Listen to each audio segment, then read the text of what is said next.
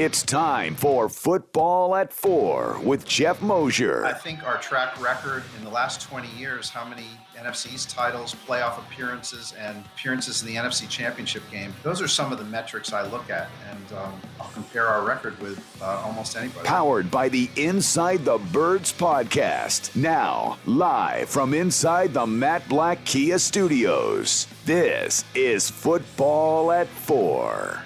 All right, the often imitated but never duplicated Football at 4. I know everybody's trying, but they cannot do what we do every day, 4 o'clock, talking football all year long, 365. Geoff Mosher, Inside the Birds. Look at you, got a collared shirt on there, man. Little button up.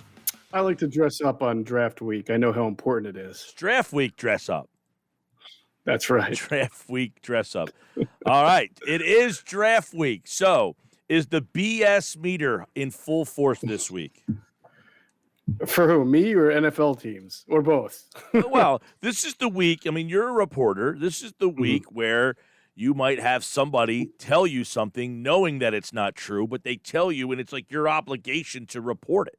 Sure. It's also along those lines the week where, you know, a conversation becomes bigger than what it ordinarily would be. For example, you'll see a lot of reports. Teams are looking to trade down. They're having conversations with so-and-so and so-and-so, or multiple conversations, just because a team calls up and says, hey, Panthers, you're drafting 8. What would it take for me to get up there? Just curious. Oh, well, it'll take this, that, and the other.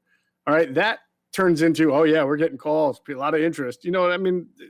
Exploratory phone calls become larger than life and bigger than what they are. I mean, honestly, if you go and see the reports over the last, I'd say 5 or 6 days, you would imagine that anybody from 7 to 13 or 14 would be willing to trade down or are going to trade down. Yeah. Which, of course, it's like nobody wants these players in the top 15. Right. Well, I mean, I guess there are a lot of Howie Rosemans out there where flexibility, optionality, get me more picks, drop me down. I like a guy at 15 that I can get at 10 or that it's too high. You know, like sometimes you have that element of it where there are certain GMs who do like to wheel and deal because they like to have more flexibility and the options of doing more. And Roseman's in an interesting spot. He already likes to trade. You know, as it was kind of reported today, Todd McShay said the Eagles are the wild card. Why is that? Well, they have 11 picks. And we know Roseman's history. I mean, he likes to move. He does like to move. I think he has executed more draft day trades in his time at GM than anybody else in that time frame. So he does love to move and shake.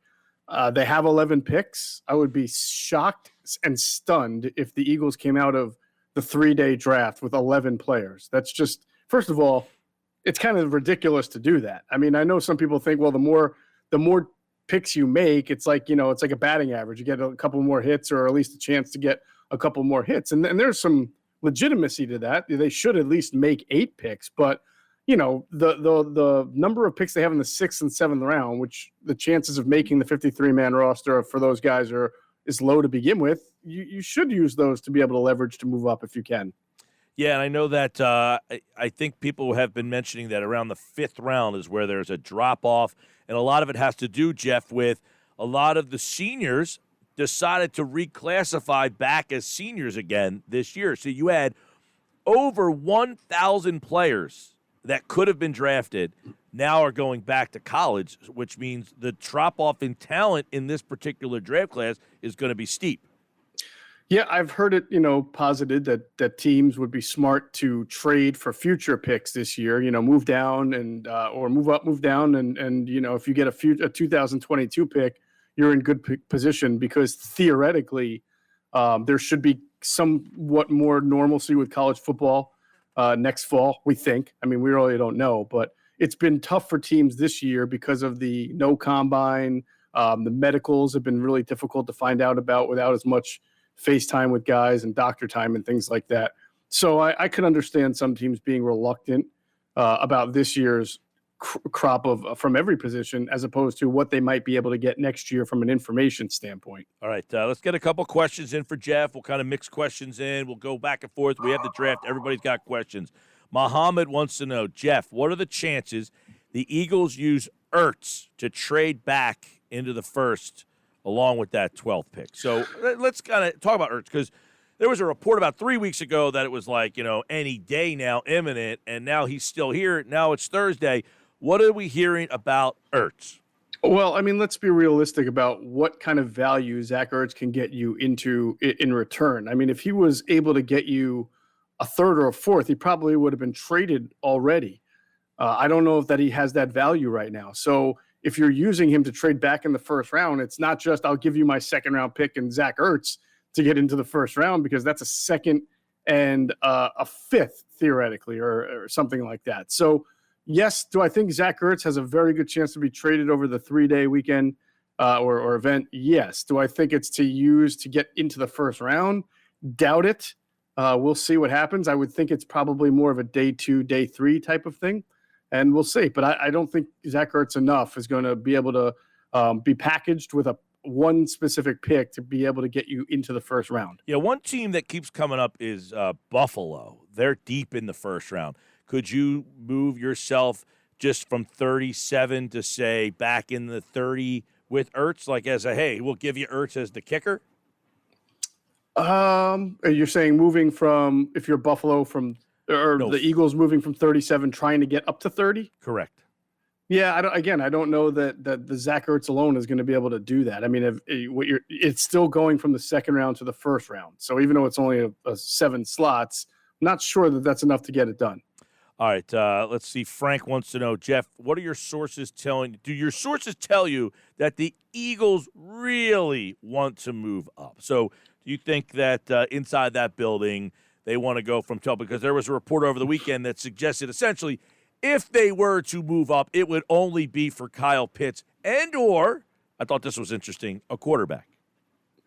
Yeah, I don't think the Eagles want to move up, Frank and Mike. I mean, I think that ideally they'd like to sit there in 12 and be pretty firm that one of the cluster of prospects that they have, that one of them will be there. And when I say cluster of prospects, I'm talking about the names we've been talking about: Patrick Surtain or J.C. Horn, Rashawn Slater as an offensive lineman. I doubt Sewell will be there. Perhaps Jalen Waddle and of those 4. So you have to see how the board goes. I think 6, 7, and 8 become kind of a wild card for the Eagles, not really knowing where the Lions are going to go, not really knowing what the Panthers are going to do. Are they going to wind up trading down? Is New England going to trade up maybe for a quarterback in that spot ahead of Denver?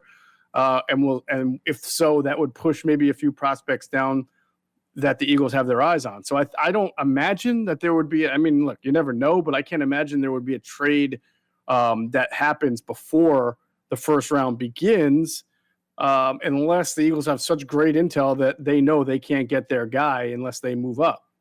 All right, Jalen says, Mosher, last year, about a week before the draft, you and Adam heard Rieger could be the pick. Any intel or recent information, little breadcrumbs, any breadcrumbs that you have for the Eagles this year? I'm dying over here, he says. Yeah, I mean, I think, listen, I'm not going to, no one's going to be shattered by this news, but obviously J.C. Horn and Patrick Surtain are not only needs, but fits and value, and they're at 12. I mean, it makes a lot of sense for them. I've said when they pick in the top 15, they tend to go offensive line, defensive line, or quarterback, but it doesn't appear that D-line or quarterback is going to be, for them at that point, meet the value. So I do think that it's been a lot. I've said before, it's been, my sense is that, they're not as reluctant to take a cornerback this year as they have been in the past this high. So I think you can laser focus on those 2 guys. And if one of them is there at 12, it's a pretty safe bet. What if one of these 2 guys are there at 12? Justin Fields, Trey Lance. They both might be there. It started off they're going to be 4 in a row. Well, now there's another scenario that only 3 quarterbacks could get picked in the top 12. So if one of these 2 guys, Trey Lance or Justin Fields, happen to fall to 12, do the Eagles have to change their mind? That's the big question, the $1 million question. It's a weird position. If Justin Fields is available at 12, it will definitely force me to adjust everything I thought I knew about the NFL draft. I got to be honest with you, because most of the people I speak to, and even the people who are reliable on TV, will say he's as projected to be as good as pretty much anybody who's going to go in the top 3 or maybe a slight bit below. And yet we know those guys get overdrafted anyway.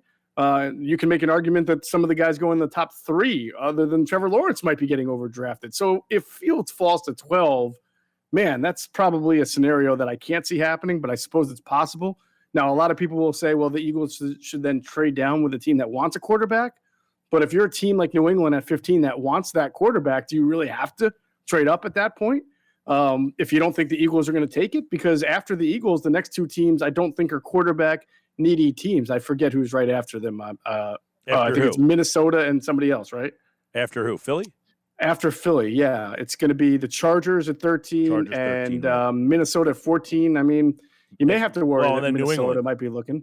Then New England. And then New England. So if I'm the Patriots and I want Justin Fields, do I really think I have to make a deal with the Eagles at 12 to move up so that I get in front of Los Angeles that has Herbert and Minnesota that's got a lot of money right now invested in Kirk Cousins? Maybe Minnesota. You never know. But, I mean, that's a whole we'll have to see when they get there. Gotcha. But I feel like when the Eagles moved out of 6, Mike, they moved out of first-round quarterback territory. I agree. I don't think they have any intention of although, again, they probably didn't think 12 would give them one. There might be one there, but not the one that they would be intrigued by. Maybe. Does that make sense?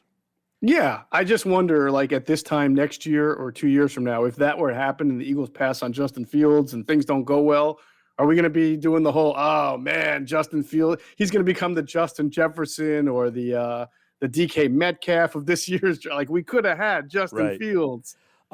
Jeff Bone and Pookie wants to know, Jeff, what are your thoughts on the Eagles front 7? Do you obviously linebacker, D-line somewhere in this draft, but what is the state of the front 7 as currently constructed? It's a good question. It is a good question. Now, am I answering Jeff Bone's questions or Pookie's question here? I think Jeff and his wife both watch. Okay, good. I'm happy to answer for both of them. I'm not sure of that, but I see 2 people in the avatar there. Yeah. And by the way, I do know that Jeff, Bone, and Pookie are Eagles fans that watch the show from Los Angeles. Oh, that's great. I love hearing that. Good. So I hope they're having a great time. Well, we had a guy from New Zealand watching the other day. Oh, really? He was on at 6 o'clock in the morning over there and watched all 4 hours. We're worldwide, Mike. It's a great thing. Technology is unbelievable. I do think the Eagles will be drafting linebackers. I don't think it'll be in round 1, and I'm not sure we'll see it in round 2. As far as defensive line, I think they'll be drafting defensive line, probably edge rusher at some point in the draft. I would think probably day 2, early day 3. Don't think it's going to be day 1 unless it's Kwity Paye because several of the guys that we've talked about are already off the board. All right. I'm sorry. And as for the current state, obviously they're a little long in the tooth on the D-line with Cox and Graham, but they do have Javon Hargrave, who they signed as a good, promising young player. Still have Josh Sweat, a great situational player for them. Derek Barnett has a chance to prove that, he should at least earn a contract. And again, they'll probably draft a few guys on the line. So it's still a pretty good, as far as talent-wise, defensive line, in my opinion. Yeah, no, it's similar to the offensive line where they're good if they're healthy. They're older. If you have Lane Johnson and Brandon Brooks and Jason Kelsey, those guys are good. They got to stay healthy. Brandon Graham, Fletcher Cox, Javon Hargrave are good at the age that they're at. Can they give you 17 games now? Exactly. That's the rub. This text message came in. Said there have only been 2 wide receivers drafted in the first round the last 5 years that have made a Pro Bowl, Cooper and Jefferson. Don't draft a receiver in the first round. Would you subscribe to that and say if there's a receiver at 12, you would go get a corner that are harder to get? Wait, is this 2 wide receivers drafted in the first round the last 5 years that have made a Pro Bowl as a rookie or at all? It's a good point. I'm assuming he's saying at all or as we'll have to go back and look at that. I'd have to go back and look at that. I don't think that that's listen, as a rookie would be different than if you're just saying they're the only 2. Right. But I agree. Like, to me, get the corner at 12. You can get last year, some of the better receivers, T. Higgins, Claypool, they went in round 2. Metcalf, round 2. McLaurin, round 3. I feel like there's a better chance of finding a wideout at 37 than a corner. Yeah, I mean, that's probably true. I don't like those kind of cherry pick statistics because, I mean, I would, sometimes you have to wonder who's the team drafting the wide receivers. Are they good at it? Are they bad at drafting overall? So I don't want to ever just limit a player. Like I wouldn't, if I were a top 5 team, I'd still take Jamar Chase and feel pretty good about that and not worry about those stats. But I think for the Eagles at 12, the value won't be, I mean, I know that Waddle and Devontae Smith have a chance to be there, but I do think that it's not where they value positionally. It's not going to be their pick there. Yeah, this is funny because I guess Howie was asked about they have no Alabama players on the roster, and I said they did. Chase Warmack, and he stunk. There was a draft that in the Warmack draft, he went 10th. 9, 10, and 11 were all 3 Alabama players, and all 3 of them stunk. That doesn't happen very. Was it D. Milner? Was he 9? Yep, D. Milner, Chase Warmack, and Chance Warmack, and 11. Would that be like Jonathan Cooper? I have no idea. DJ Fluker. Oh, Fluker, right.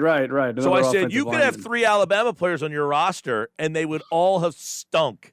So the point is, like Philip says, stay in the SEC on most picks. That will help you most of the time. But just get it. I hate when people say that, like, you don't have any Alabama players. Well, I did. He stunk.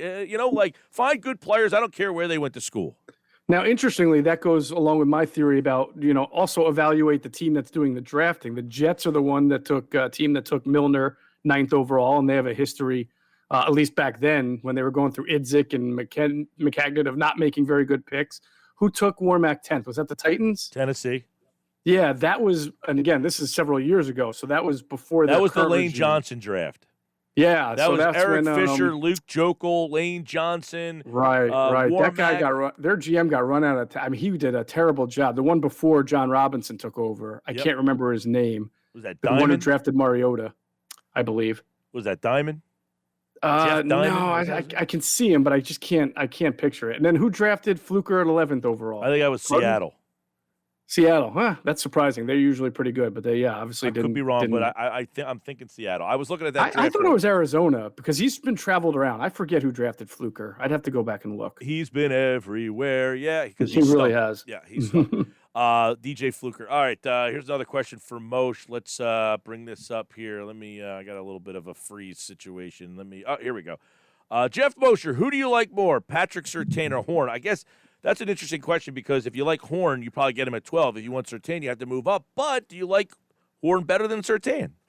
Yeah, I don't pretend to be an expert on cornerback play. I try to rely on the information that I get from evaluators, and they're both very good. They're both a little bit different stylistically. I think if you want the technician, the guy with maybe a little bit higher level of football intelligence, you want Patrick Surtain.